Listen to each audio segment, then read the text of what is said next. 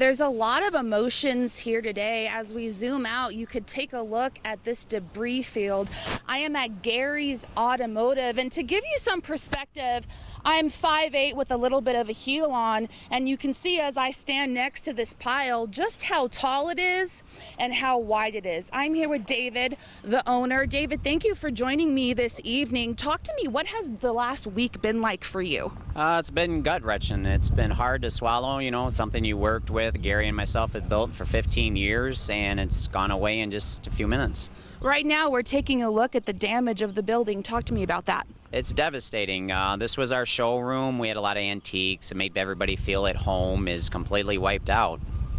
What role have your customers played? Oh, huge. We have had probably 50 to 100 customers actually calling, walking over here, asking to help clean up. I mean, our customers are like our family. We know about their moms, their brothers, or sisters. So it's been so overwhelming that we actually have to keep telling them, no, listen, we're going to be fine. We thank you and we appreciate, love each and every one of you. But yeah, it's been so great.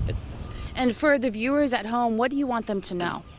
Just that, we're in shock mode now. We're in cleanup mode, and then we're going to be in rebuild mode. We will be back in business. We are not going anywhere. Anticipation, if everything could go right, 2 to 3 months. And just want to let everybody know here in Point Place and everywhere in Toledo to all our customers, we will be back and better than ever.